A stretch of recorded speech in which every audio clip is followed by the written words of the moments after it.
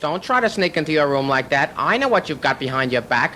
Records. More new records. All right, now it's day one of Axpona, and the crowds are already in, and I've already had my seminar on reissues. It went very, very well, and now we're going to go and check out some rooms because that's what we're here for. Okay, so we'll go visit some people that we know. We're in the Gryphon room here, so what's new that you can show me? We're showing for the first time the EOS 2, the first time in the United States, EOS 2. This is a speaker we debuted last year at Munich in prototype form. Right. This is actually my pair. They're going home with me, so maybe you'll get to hear them soon. But this is a new generation of speaker from Gryphon. Everything in the speaker is bespoke. Okay. Carbon fiber woofer made by a company that makes Formula One bodies. Okay. Beryllium tweeter, extremely versatile in terms of setup and placement. It can be either front or rear ported. Okay. There's a 3-position phase switch for the tweeter. The idea being that people who have money but not space in their listening room now have the ability to fit something in a variety of different scenarios. Okay. We're powering it here with the Diablo 300, which is our perennial bestseller, often called the best integrated amplifier in the world, and who am I to disagree? Of course. And it's your statement to begin with, so of course. Yes, and everything else here has been shown before. We're showing the entire line of products, so Essence pre and stereo power amp. All Gryphon power amps are Class A. Xena preamp. None of this stuff is made to look good on videos because it's just all black. It's all black, and the lights are behind. So the lights should be in front, facing the product. That's the Antillion Evo, which is the best-selling power amplifier in the line. It's actually a descendant of the DM100. Is that a stereo amp? The first. That's stereo. All Gryphon amplifiers are available stereo or mono. Okay. The monos are not bridge; they're all push-pull. Okay. Pandora, 2-chassis preamp. That's a classic thing. You've had that for a long time. This is mine, yes, 8 years. This is my personal one. This is also my personal Mephisto power amplifier. Okay. That's about almost 200 watts, pure Class A. I'll let you carry it. Okay. Well, no, not anymore. And our flagship products, which Mr. Fremer might have reviewed and enjoyed, the Commander amplifier. Yes, I did. I reviewed it in another life. Power amplifier, along with the just reintroduced Ethos CD player. And that is the full line of that's a slow electronics. cooker also, isn't it? It's very good. Actually, it makes very good Waffles? julienne fries. Yeah, Yes. cool. All right, this is the big mother. Okay, now I got to keep moving on. Thank you. Thank you. All right, now we're in the hall. So we'd like to hang out in the hall and see what's here. The cable guys are over on this side, and soda's over on this side.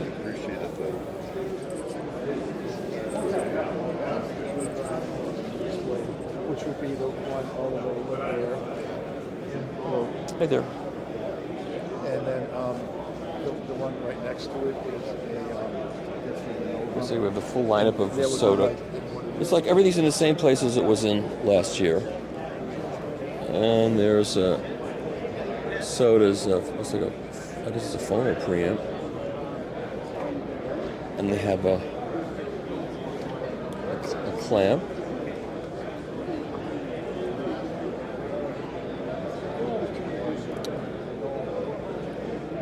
The Moonbeam, the Escape, and now they've got the,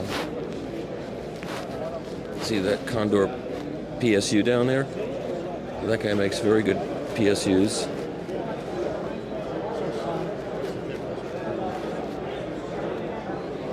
Yeah, they've really got their line together here at Soda.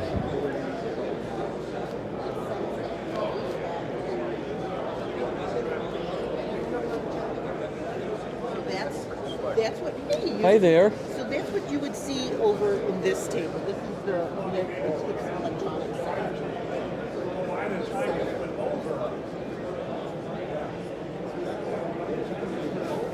They're just showing all these various things that they've got.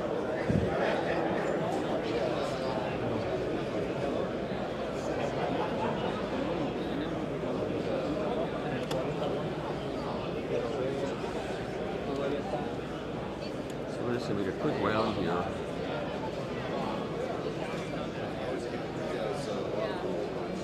Welcome. Speaker snap. What are you selling here? We are selling the quickest, easiest to use banana plug money can buy. You just strip your wire, plug it in, pop it down, and you're done. It's like the old AC kind of when you stick it.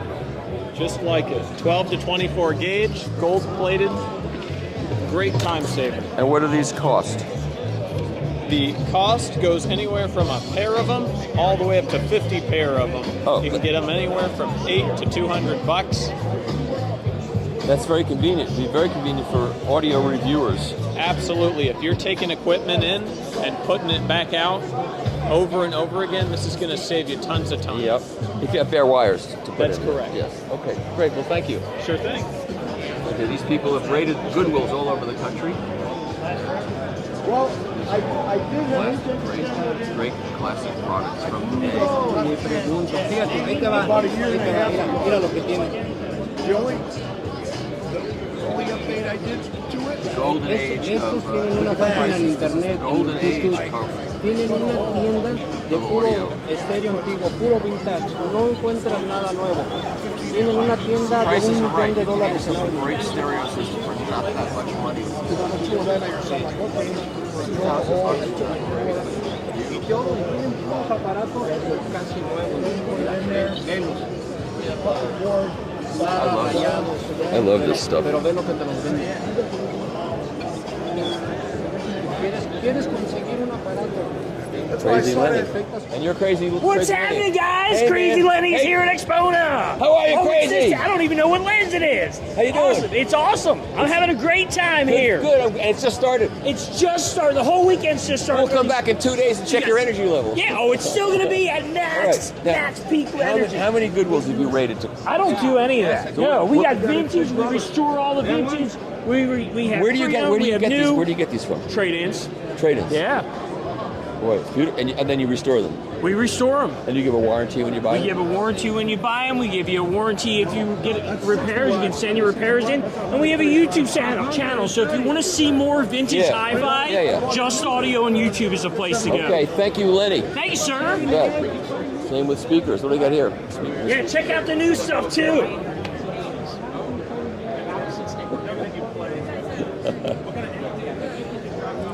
I love the energy. Shipping. Hey, Hey. how you doing? Hay is for horses. Okay. There's only, if you lift it up, you've taken a leak in public. Matt who? Weisfeld? Of course. He's got to be here. I'm going to leave tonight. I couldn't find him. Oh, maybe he left already? I can't believe he flew in for a day to set up turntables and left. That doesn't make He sense. wants to see his kids, which I think is I understand that. But we all see his kids. He puts them on YouTube. All right.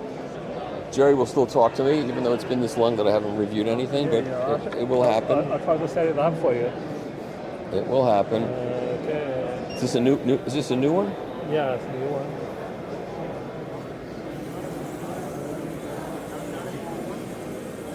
It tells the time and temperature. Temperature is important because it gets hot. We have a high temperature warning in it. It goes to 104. The warning sign going to come up. Right now, this one is set at 95. So you can set temperature here, Celsius and Fahrenheit. And you push in, the heater will be on, and you see the symbol for the heater. And this side is for ultrasound. Now the ultrasound is off. You can select a time to push in to start the ultrasound. Once you're done the cleaning, you stop the motor, drain the water out, take about 2 minutes. Then you turn the motor to a high speed. It's a step motor, so it's a program. So we're gonna spin dry in there. You see this is the splash guard, Right. right? And to keep water from splashing out. It takes about 8-10 minutes to dry a set of record, completely dry. So you dry it in there, Fly in there with the spin drying. but you got to get the water out, right? Yeah, you need to get the water out. Yeah. Yeah, take about 2 minutes to Yeah, dry and the then water. you can push the water back in, turn it back Yeah, in. you can put the water back in, and we also have a new low foam. I just mentioned to you in the email. Right. Then this is a low foam solution. Old one cleans very well, but generally lots of foam with the spin drying process. So low form one works much better. We also made the retrofit kit, the Pro set. You can retrofit it to your old models. And what does that cost? Show special 300. All right, that's right. So we have two new project vacuum machines, and this morning I did a webinar rehearsal about record care, cleaning, and handling that we're going to be shooting on August 19th on a webinar. And so one of the participants is a representative of project, Jeff Coates. Correct. Because Buzz is camera shy, actually. Right. That's why. Better looking too. That's why I'm not showing him now. Okay, so this is a new. Yeah. So biggest difference there's two. One that I really like is there's a lot of insulation in it, so it's a bit quieter. It's still a vacuum cleaner, so it's still noisy. Right. It's reasonable. It's also sort of pink noisy more than white noise, I guess. So I like that. But it's also record cleaning is only good if you do it. Yes. It's a pain in the ass in general, so anything we can do to speed it up. So instead of having the screw down clamp, this now uses a magnet, and it's a very tight little magnet, so you can just drop the record on. We still retain the label protection on both sides of it, so literally just put the album on, drop that on, and then we've actually decided to go with a pre-mixed fluid as well too, so just squirt it on, use the supplied brush to get it into the grooves there, and then vacuum it off. How does not having a platter is actually good for certain things because you're not putting a dirty record on a platter. Exactly. But what happens with a Dynaflex record, a thin record? Can it still do that? It'll pull it up towards there, but that's a fixed stop on there, so it'll still do it. It's not like the record, drops down. It's going to suck. Once the vacuum does, it pulls it right up to it as well. I have to ask these questions. It's part of my job as a reporter for 60 Minutes. Now, how much does this cost? This will be $7.99 when it comes out, which will be May or June. Okay. We also have, but it's at the other end of the booth, it's Baby Brother, the compact version of it, the BCE2, which will be out next month. And you're calling that a compact disc cleaner? No, I'm not. Okay. Okay. Well, but that was good. That was good. Thank you. Yeah. This is the X8. That's the X8, which you did. Yeah, I reviewed this. A great turntable. Unboxing with it. So virtually all of our tables can be run balanced if you're upgrading to a moving coil cartridge. Right. So this is the new Phonobox DS3B, which has the typical, all the different gain settings, but you'll notice it has the ability to switch between RCA and XLR, because this supports true balance. So this can do single-ended, but if you're going to a moving coil and you're able to take advantage of running it fully balanced, this will support either full XLRs or we have a mini XLR too. So, and we have a variety of different cables for depending on which turntable you have. We can go from the standard 5-pin DIN to a mini DIN, which we're putting on some of the new tables. For the X1B and X2B, this uses a mini DIN connector, and then goes to full-size XLR. But we also have a version which will do RCA and ground on one end, and will go to the mini connector, which can connect there too. And the difference with going fully balanced with a low-level signal like this is not so. Yeah, noise especially. Yeah, interesting little piece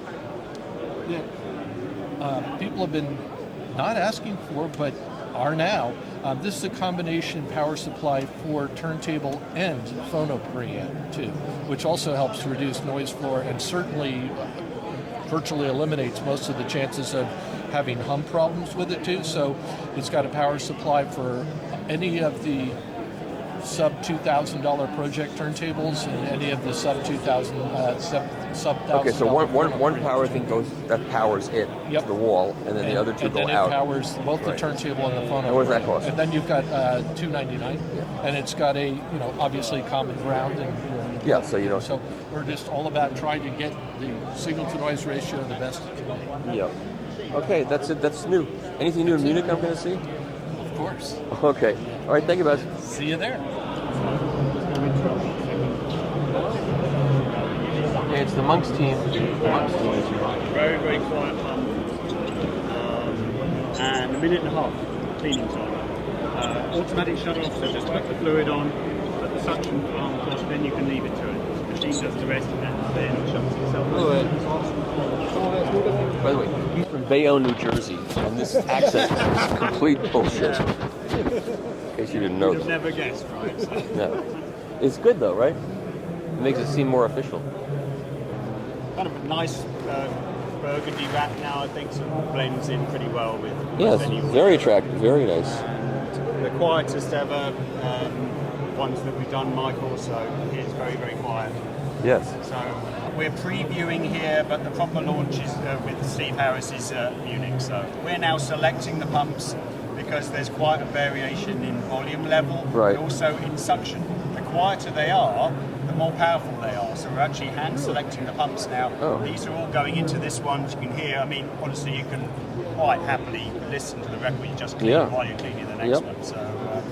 All right, we can talk about that. So, yeah, automatic shut off, nice and easy to use, nice decor, and vacuum gauge from the redo as well. So you've got the performance monitoring and a bit of cute 1960s sports car oil pressure gauge kind of action going on as well. I like that. What we're demonstrating is the effective vibration, period. We happen to be showing it on a turntable because that's the most illustrative and exactly.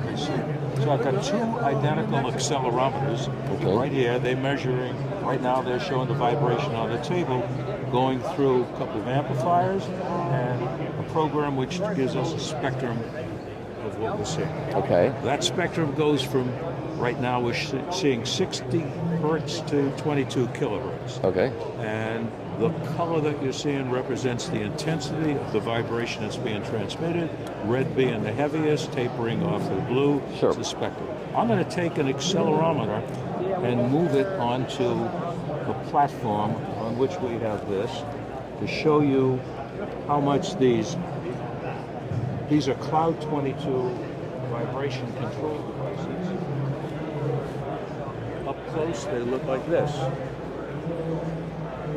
Okay. These are wool composite. I'm going to tap the table, and if you look at the right side of each section, you can see that on the left side, it's now considerably less than the right.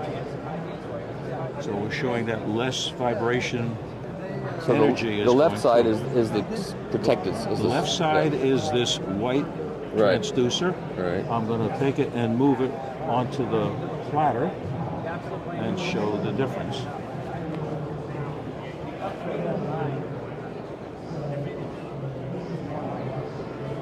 And the other one's on the table. And the other was on the table. Yeah. Now the turntable itself is mounted on 4 of the Cloud 22s. There's actually 2 sets of Cloud 22s. Right. But you're seeing the difference in the kind of vibration that's getting through the energy content of that vibration. And that's it. Well, that's pretty convincing. Well, thank you. I'm convinced. Motiva has a whole big booth here. And, we covered them at the last show. The Florida, I think we covered them at the Montreal show. We've given them a lot of coverage. I don't think we have to go through this all again. I just don't think we do. So I'm just going to say that the Motiva is here. And they have a big exhibit. And that's it. And here's the elusive disc display.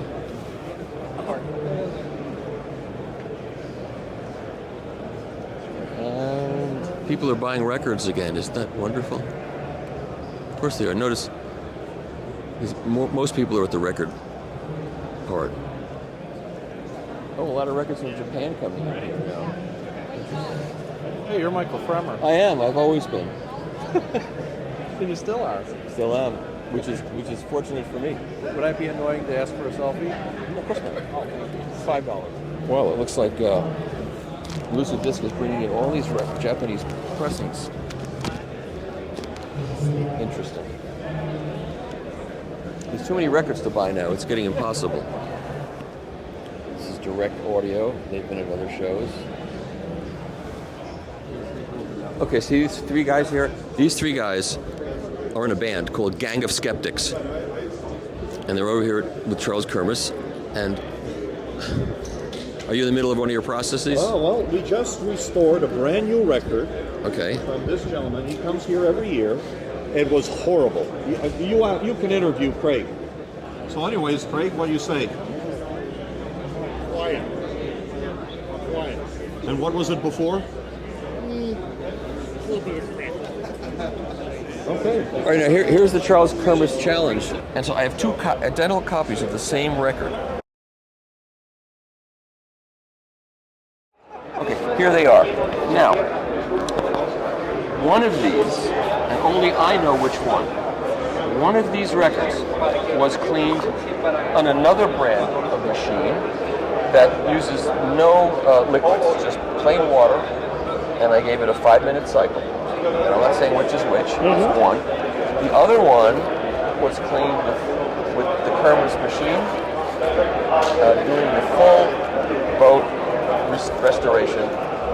It took me a half an hour. I went there to make sure it was done exactly correctly. And it was before I left for the show. I had no time to spare, but I took a half an hour and stayed up a half an hour extra late to do this to see what would happen. So that's one, and this is the other. And so now, you might want to try cleaning both and see. Yes, let's go. Okay, so that one first. Okay. We have a drum roll. We have like dramatic music playing. I said now Charles is going to re-clean record A. Okay, we have pooling of water on here. Okay. So that's your first hint. Okay. And if we take a look here, this record has not been processed properly. And I don't know whatever, but there's pooling of water. A restored record does not pool water. Okay. Now, we do have issues with RCA Victor where you do see pooling of water and they'll leach forever. Maybe the thing to do is go to the second record now, and then we'll come back and. Oh, okay, sure. I think that makes more sense. Okay, well, yeah. This is not my. This is not my. Like that's not a record. That's my favorite record that I want to make sure is. Okay, this is the other record. This is the one that does not have the dollar sticker on it. This is the one that I bought on Discogs for $3,000. Put this in here. Okay. There we go. This will be interesting. Now I just did a 2-minute cycle here. Right. Because someone's already cleaned the record. Right. And that's what I do with the new record. Right. Records of provenance unknown, I do the first 5 minutes. Right. So here again, we've not applied any charge to the record. And we still have a cavitation effect that is coming onto the record. Right. Because we will still touch the surface. So we're just going to run it for the same 2 minutes like I did on the other record. We've done a 2-minute cycle. Yep. Charles is pulling it out. Let's see what he sees. Okay, I have pooling of water as well. Yeah, now that's interesting. Okay, now, but what happens though, the pooling is disappearing quickly. Okay, unlike the other one that had total pool. So let's now apply the ionizing agent. Shall I give you the answer right now? Well, hold on. Let me go back here. Do you want to give me your opinion? Which do you think was which? I want to go back to the dollar record. Okay. Yeah, there's a nice fingerprint on here, by the way. Shame on you. Fingerprints on records. Who said it was my fingerprint? It was only $1. That's right. Okay. Here I have. We'll know who did it. Now again, we applied. Look at the schmutz coming out. Yep. Look at all the schmutz coming out. Okay, there's a lot of white stuff on there. Okay, now we did not change the charge of the record yet. We just let the ultrasonic soften. Right. So here we have that again, that excessive pooling of water. Right. And what I always do is I remove that so that I don't dilute the open diol. Of course. And then we'll do this again here. And look at all the schmutz. It's going to bend the record in half in the process. That Yep. record There we was go. sitting there for a few minutes. Look at all the schmutz. Yeah. Yeah, it's still. That was sitting there for at least 5 minutes. There. So That's was still wet. it was still wet. Still wet. Now we're going to put that back on. Pops and cracks. Yes. And the scratchies. Yes, that's exactly right. There we go. So we're putting Charles's process to the test here, ladies and gentlemen. So now I'm doing a typical 2-minute cycle because that's what we do when we see pooling. So you said a guy came in with a 40-year-old record. Yeah, he came in as it hasn't been played for 40 years. It was totally brown. This is it. And this is what it was. I even started to sneeze and cough. Okay. And this is it restored.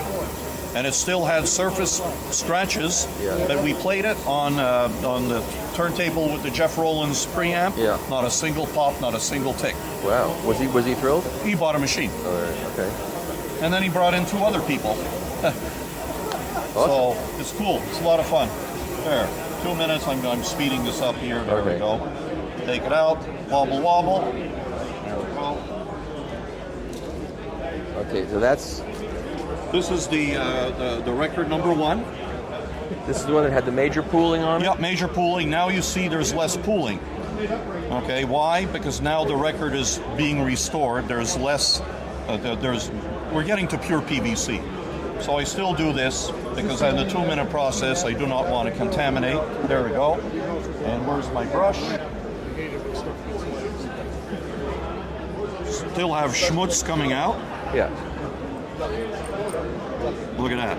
I noticed you're not being critical to go with No, it doesn't matter because I want to charge the record. That's the whole intent. It doesn't have to go in. This is what the ultrasonic softened in the prior cycle. Here again, it's getting drier. So now I'm getting arguments with people saying that you said 5 years ago or 8 years ago, whatever you started this, that was a surfactant. We first removed the films from prior cleaning processes because a record, if it's restored, will not have materials on it. Right. So we first bore down and removed the film from air or vacuum drying from chemicals. He said you used the word surfactant when you first started doing all of this. No, it's not the surfactant. We don't. This is an ionizing agent, right. But it is a surfactant. But before the patent, they didn't want to let everyone know what was in it. Okay. So it's a 1%, 2% diol. Look at the schmutz coming out of here. But you called it a surfactant for the... Yes, to confuse but it really a bit. is not used as a surfactant. No, it's not used as a cleaning. It's used as a inducing charging for the triboelectric table of charges. Well, I'm going to put this in here. So would it be fair to call this whole thing tribal warfare? Yes, whatever. It's a Fremer test. Okay. Now, while we're doing that, let's apply the material onto this record here. Because it just came out.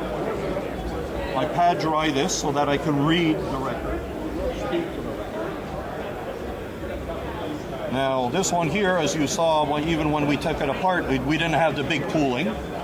So let's go and put the ionizing agent on, 12, 8, and 4.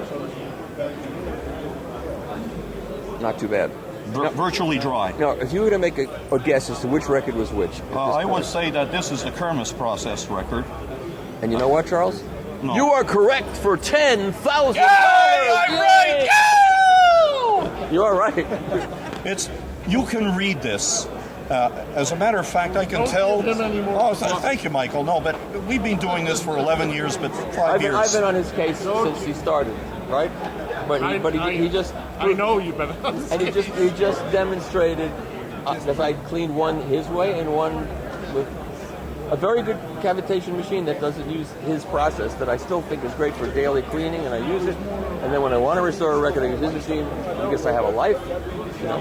Yeah. Now, a couple of things. I can tell, and you can tell at home, if you see more white materials coming out on one side than the other, it indicates that was cleaned by a vacuum system where someone cleaned one side more than the other because they wanted to get a better sound out of their favorite side.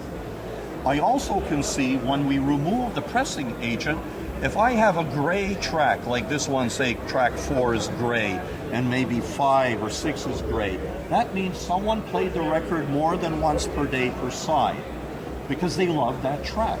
So I can tell. If it was cleaned by a mechanical, like a spin clean and all the yellow thing, you have even white materials on both sides because you're making contact with the soap on both sides. So that the song that's gray on there is Arthur Fiedler's version of Whole Lotta Love. And that's how So now I'm going to put this in the machine.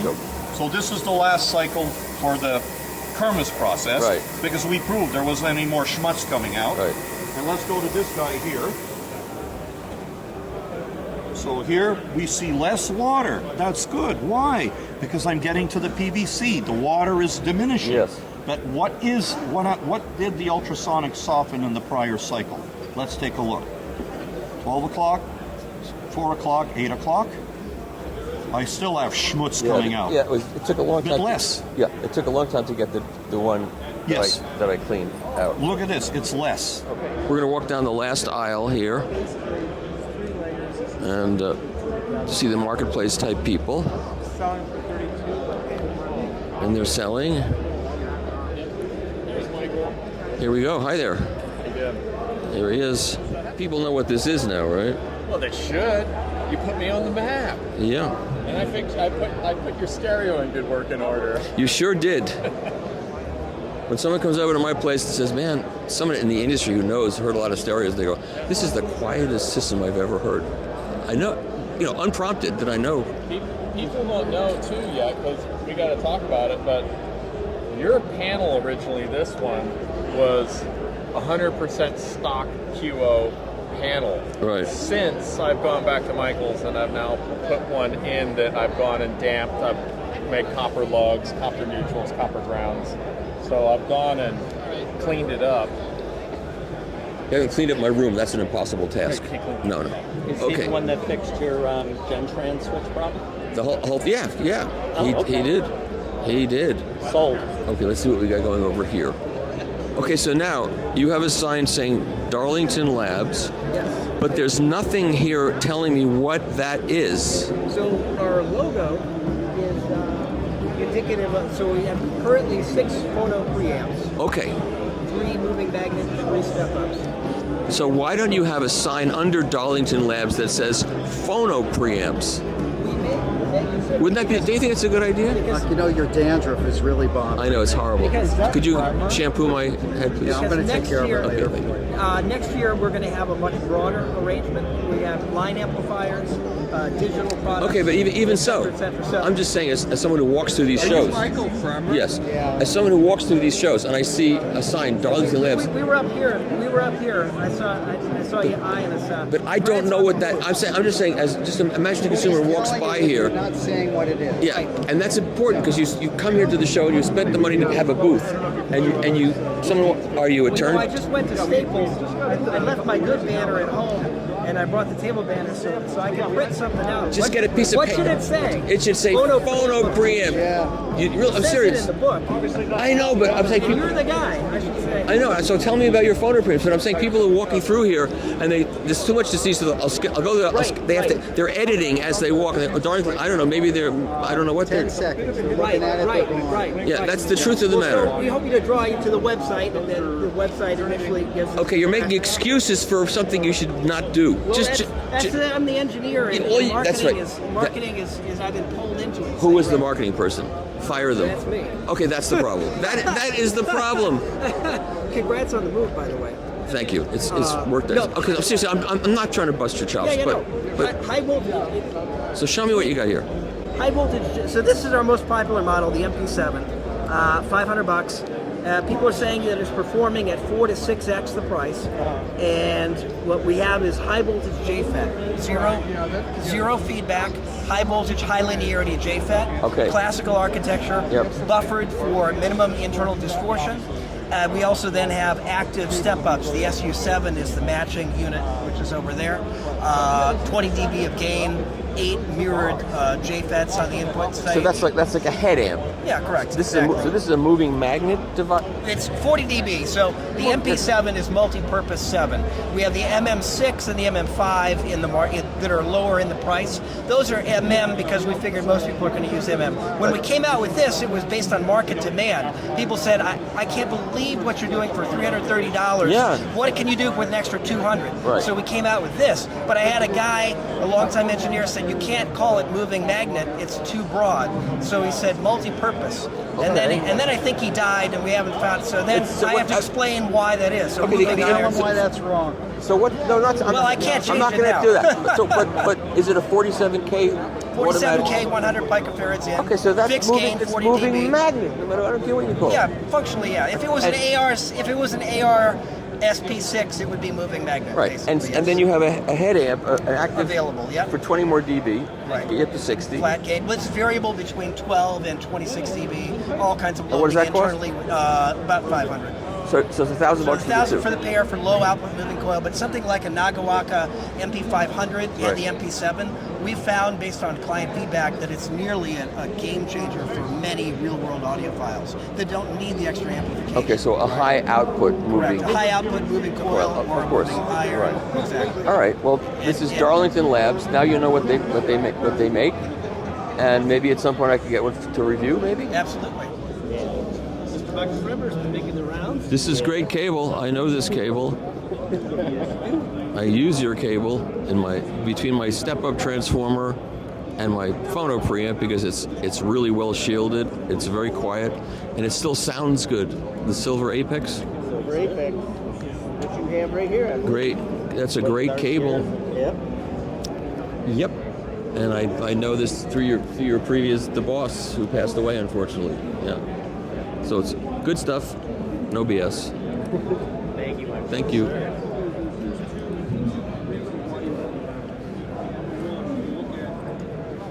Now we're at the Chad Castle booth. Chad's eating again.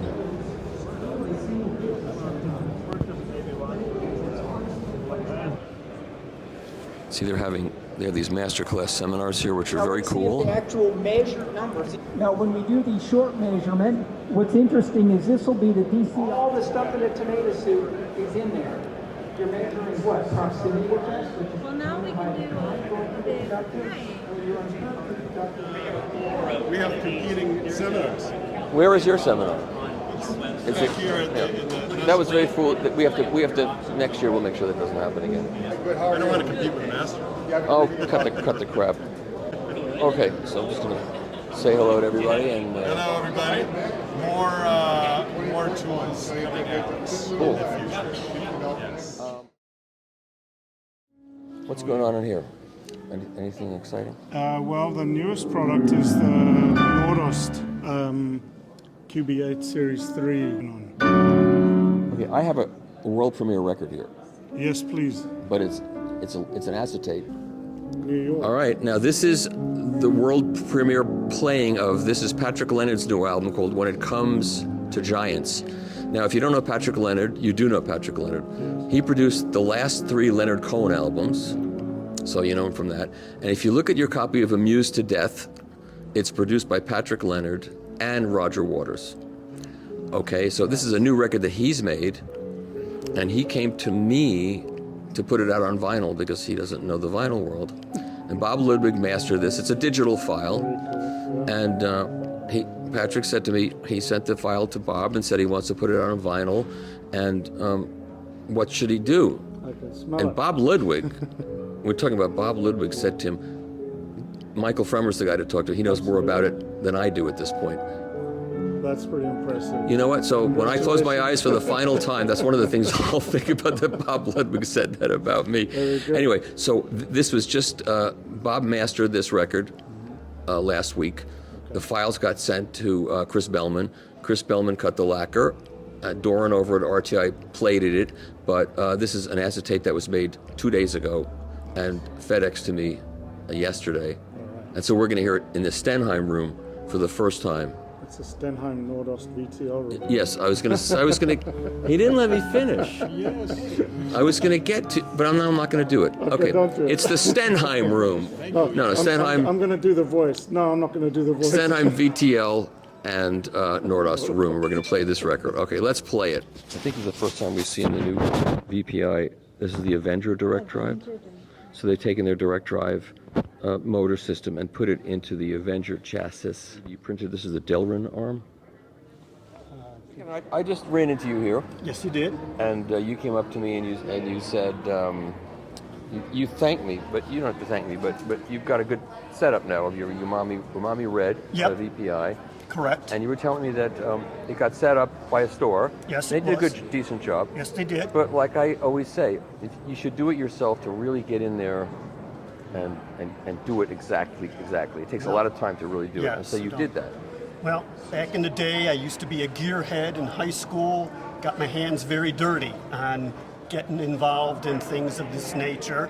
And I also followed it into my audio enjoyment, of course, and wanted to get in there, and I accepted that everything was set up correctly, but I wanted to go through it meticulously. I used your video and got involved with it that way, and couldn't be happier. And the Wally tool, use the Wally tool? Use the Wally Skater specifically. Yeah, that makes a big because difference. that really helped with setting up the anti-skating, which is something that my turntable manufacturer doesn't think very highly of. I know, but we disagree on that. That really helped tremendously in getting me focus on and getting more three-dimensionality from my setup. I agree. Great. Well, thanks very much for talking to me. Thank you. Thank you for having me on your video. Sure. All right. Here's the headphone action. Let's see what's. Hey there. Good. You enjoying the show? Love it, much so. Good. Good. Yeah. Been upstairs yet? Not yet. Me neither. Me neither. I'll be up there. I'll see you up there. Thank you. Okay. Yeah. That's great. Yeah, you know, we're gonna do a quick walkthrough here because we gave pretty good coverage in Florida to the headphone world, and so I'm just gonna be passing by the headphone world here. A lot of people are into this headphone thing. And look at this; it's very crowded here already.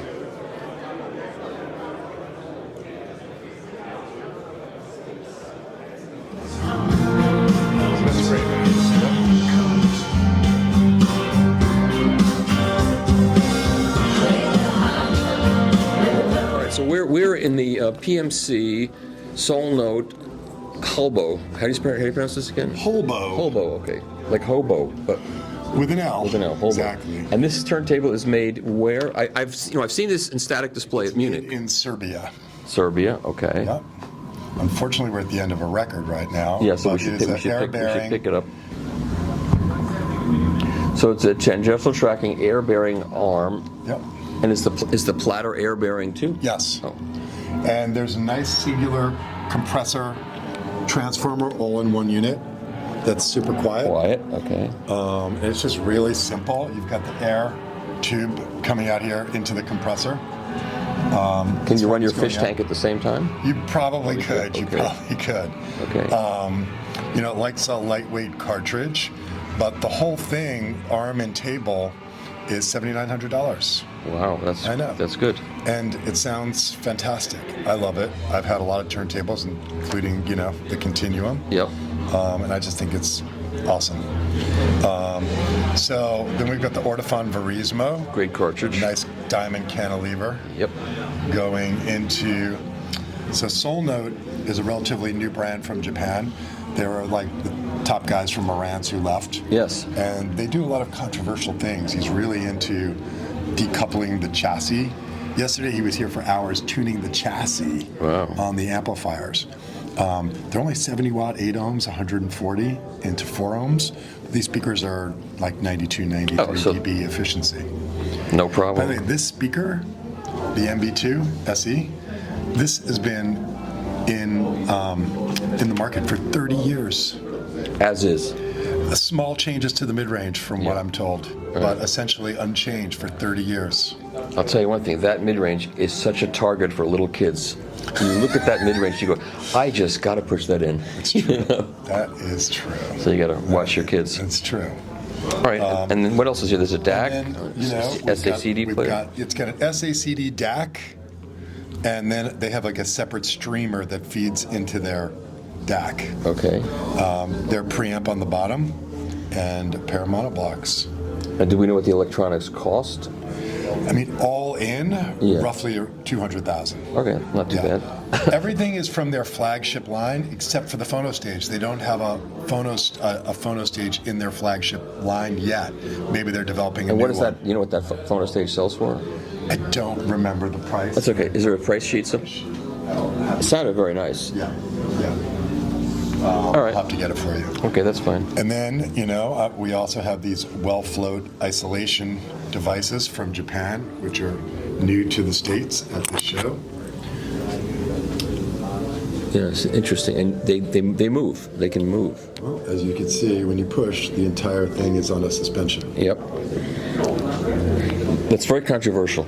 I know it's controversial, but all I can tell you is what I hear. Yeah, that's all any of us can tell, unless we measure. My friend Robert behind you was with me. We did it together, and now he's getting him for his Magnapads. Is that really your last name behind you? No. Okay. No. Okay, good. All right, and that's it. That's enough.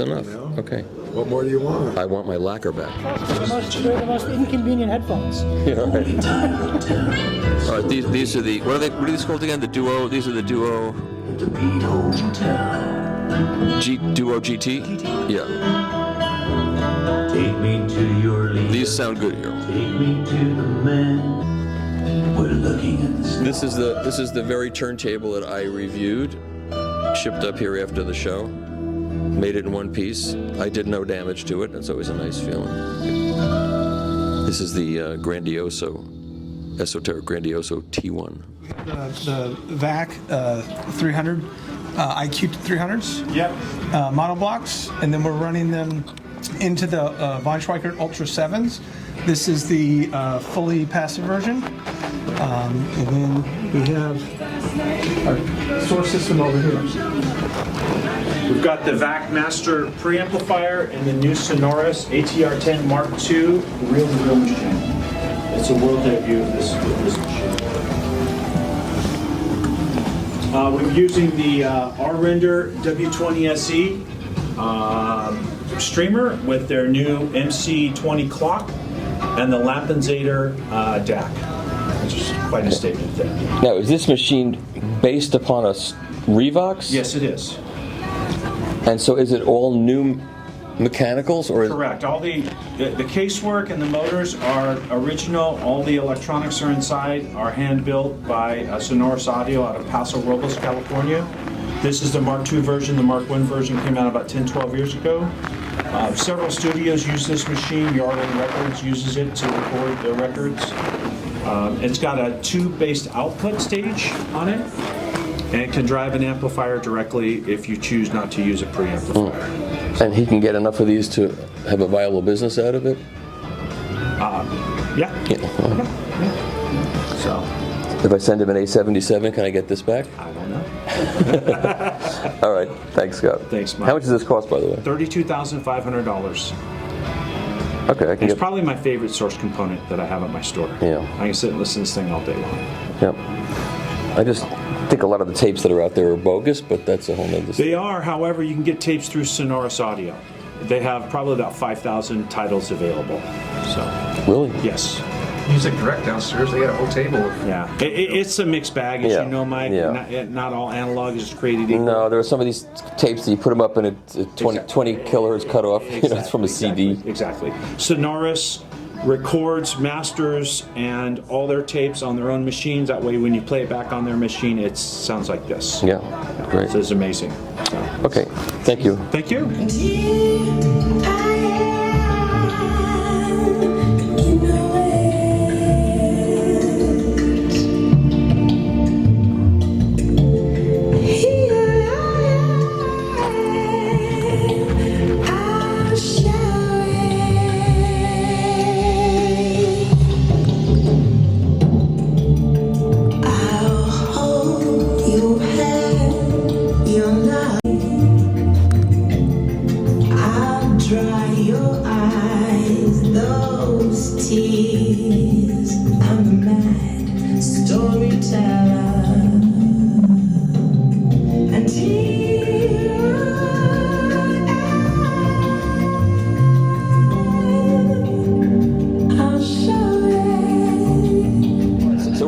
The smaller of the GT audio rooms and GTT audio rooms, and what have you got in this room? We play here with the loudspeakers are the Vivid Audio Gaia K25, a 25-liter enclosure, two-way system, in a beautiful Porsche. And what do they sell for? They sell for $11,000 a pair. Okay. We've got a world premiere in the power amp, the new Mola Perca. At 150 watts in stereo, at 8 ohms, doubles down to 300 watts into 4. And as a source, we employ the world famous Tambaki deck, which we also use as a preamp in this condition. Okay, and those are the products right there. Those are the products right there. Cabling is all Kubala Sosna. Music, your own choice. When I was a little bird, Mama told me, if you want to fly, you must reach for the sky.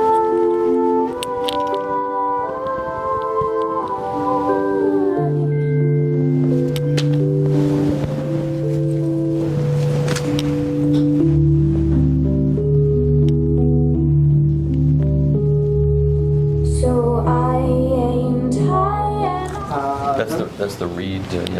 Reed Muse 1C from Estonia, and Tonam is also from Reed, the 5T, which is a linear tracking Tonam. Would you play a request for me? Yes. I brought something really, really unique. Okay. On the EMM side, we've got Shahin and Amadeus Meitner. So on the Vanderbilt side, we're featuring the Grail SE Phono stage with SE Plus power supplies, outdoor power supplies. So here we are with two Van Holes in the room. Mark Van Hol, wave your hand please. And William Van Hol over here. Cover both sides of the room. So we're going to do a little bit of a focused presentation. Our manufacturers are going to show off a couple things, show off our wares, see what you think. Thank you for coming. Appreciate you guys responding and being a part of the craziness of Axpona. Appreciate everyone coming together for an audio show again. So thank you for doing audio again.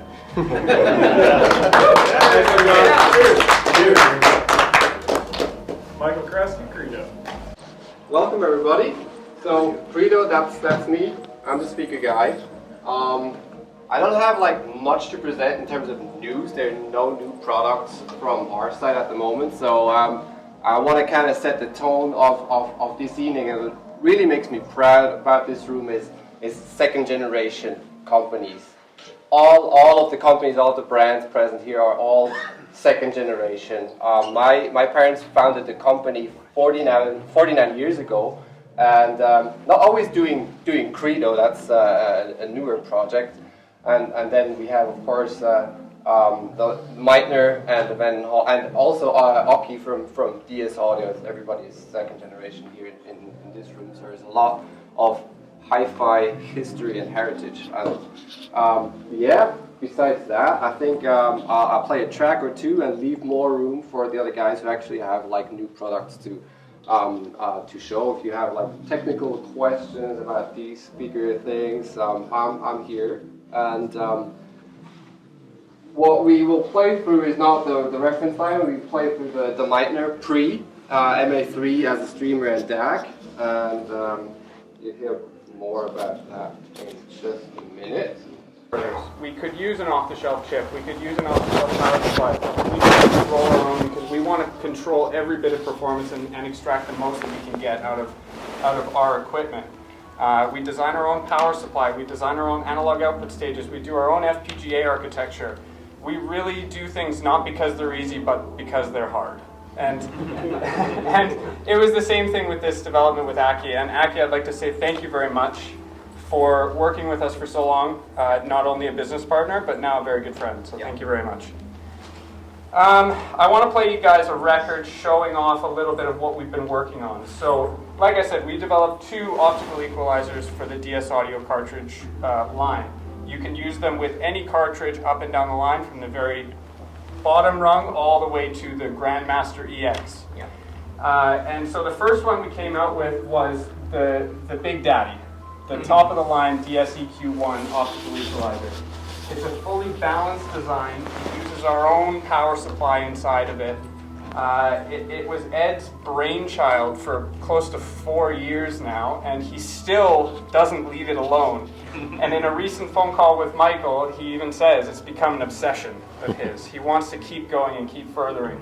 So what we did then is we said, okay, in EMM Labs we always have this reputation of doing the best we can, and then also trying to make it into a more affordable, accessible line of products. So now, we're very happy to say that we have the DSEQ2, which is our Meitner version of our optical equalizer, which uses a single-ended circuit design rather than a balanced. So that allows us to make it more accessible to more customers. It's in I would say, a sleeker package, but it still offers, let's say, 90% of the performance because of the circuit design inside of it. You're going to get that extra bit when you go up to the EMM Labs, but this is our offering to show that we are invested in DS Audio and we are invested in the future of those products. we'll probably also make a preamp with a DS audio equalizer inside of it so that you don't need the external equalizer. All of these things are possible because of the collaboration that we have with Aki. So, like I said, thank you very much for working with us for so long. I'm going to play a record for everybody, and we're going to be using the DSEQ2. We have the Grandmaster cartridge, which is now the second from the top. Thanks to Aki's new cartridge, the Grandmaster Extreme. So the front end will be the Grandmaster cartridge going through the DSEQ2 optical equalizer, and then we're using our brand new EMM, or Meitner Pre, sorry. It's single-ended in, and then we're going balanced out into the EMM Labs 1 kilowatt MTRX2 monoblock amplifiers. And then using Vandenhall cabling throughout the entire system into the Credo speakers. So if you guys give me one moment, I'll cue this up, we can have a listen, and then we can get on with the party side of this. Suyoshi.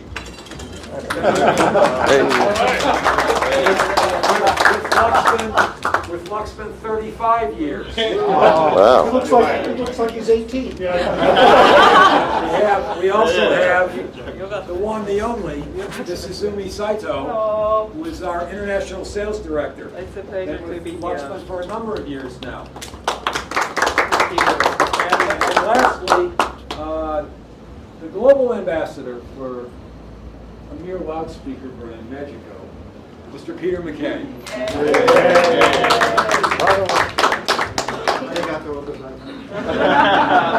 Other than that, enjoy and mingle. We have one more for anyone going to. Oh yes, and for anyone going to Munich high-end, Luxman will be exhibiting with a full exhibit and introducing some new models as well. Thank you for coming. Thank you. Thank you.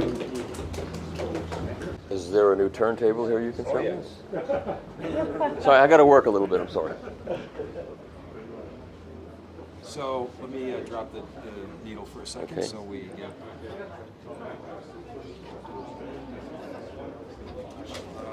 This is the new Luxman PD191A. This is the first introduction of this turntable to North America, the only one that's seen in captivity in North America. Brand new design from the ground up, 3-speed turntable, fine pitch adjustment available for all 3 speeds, new 10-inch SAIC produced tone arm in collaboration with SAIC Japan, a 10-inch tone arm, replacing the predecessor's 9-inch tone arm.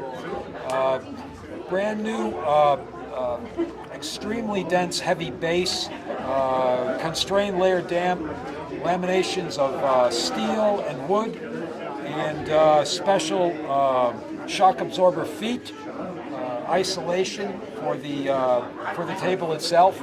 If you take a look here at the side, even wrapping on it, it's like rapping on a rock. It is dead. Dead. What's it made out of? It's a lamination of steel and bituminous pads and a number of metals. There's no like wood in this. Right. Just aluminum and steel laminates. And what is the platter? Platter is a 7.5 pounds. It's heavier than the previous model. Excuse me, 7.5 kilos aluminum alloy.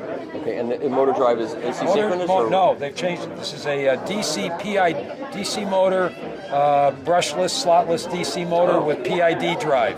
It is not quartz lock. It is not a frequency generator, but it's a PID, which is quite special.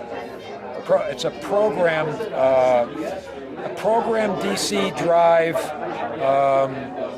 proportional, integral, derivative, and it's the same kind of drive program that is used in industrial robots to produce cars. Oh, cool.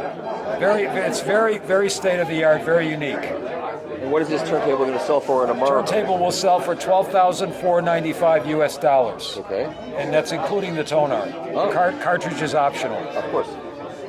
Great. We're using, in this case, the LMC5 moving coil cartridge that was introduced last year by Luxman. Which I reviewed. And it's kind of the right combination. Of course, was used in the development of the tone arm. So really, sort of a tailor-matched combination. It's a package. It's a pack. Well, you can buy it a la carte, but it's a package. In addition to which, you can replace the arm, and their arm boards are available for many popular current and vintage tone arms, and also there will be an outrigger alloy billet machined mount for 12-inch tone arms that can be affixed to the rear when you don't mount the dust cover, because you can't use the dust cover and have an And arm. what is the output of this arm? In other words, does it terminate in a 5-pin DIN? It's a 5-pin DIN to RCA, and there will be a cable upgrade available for it with a Luxman special DUCC copper that's mined by Mitsubishi Mining Company. So the DIN goes into the bottom of the arm? Into the bottom of the arm. Okay. It's a standard type mount. Right, okay. And that's all?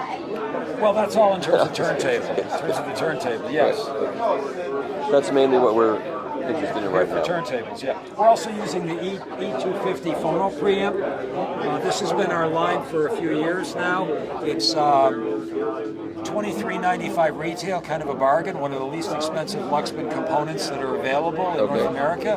It's all FET based for the high section, which would be for moving magnet, induced magnet type cartridges with full adjustability vis-a-vis dip switches on the rear panel for capacitance and impedance matching. But on the moving coil side, there's dual transformers for each channel. So there's a high and a low, high level, low level transformer, 4 transformers under the hood to match moving coil cartridges. And who makes the transformers? Do you make those? Or? They're custom made in Japan for Luxman. Ah, okay, good.